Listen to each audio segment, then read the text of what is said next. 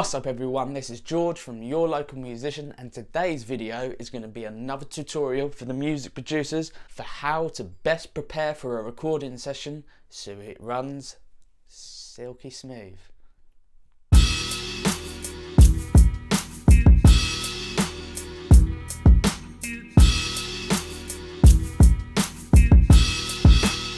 Now the pre-session is one of the most underutilized time periods out there. No one's really using it, and if they are, they're not really using their time efficiently. Preparing for common issues that can occur in the studio at any point in the recording process will not only save you a lot of stress, but it'll save you a lot of time and make it fun.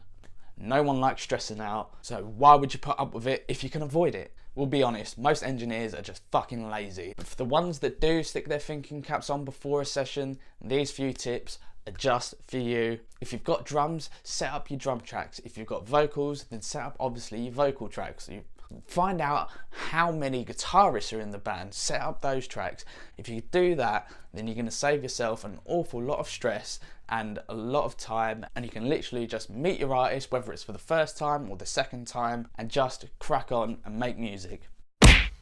Now if you work with the same artist multiple times, you'll eventually start to know how they like to sound, what they like in their ears when they're recording, whether they like to record with reverb or without, or whether they like to hear themselves or whether they don't like to hear themselves. Most artists, I find, generally don't like to hear themselves. Set up a custom reverb for them. Set up a custom EQ. Generally find where they hit their peaks and their lows in their voice, and then you can even try and set up some sort of custom compressor preset for them. This is easy to do in any DAW, so it shouldn't be any excuses not to do it. Test your equipment. Now it's really funny to see how much this one is missed. Gear becomes aged. You've had that mic for nearly 10 years.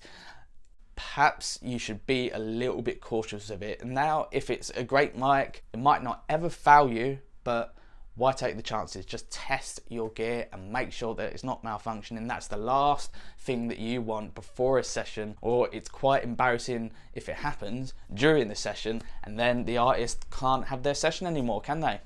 You've disappointed both you and them. Now this is kind of a right before the session, right before you click the recording button, and just the sort of pre I don't know what to call it, the well, not the the re-session stage. I don't know. Right before you hit the recording button, make sure that your artist feels comfortable. It's meant to be fun. It's not meant to be a stressful environment. Get them a glass of water, tell them a few jokes, and just generally make them feel like they're already your friend. If you do that, you'll be in for a good ride and have a good recording session. And then if you enjoy working with that person and that person enjoys working with you, you've probably found a client for life.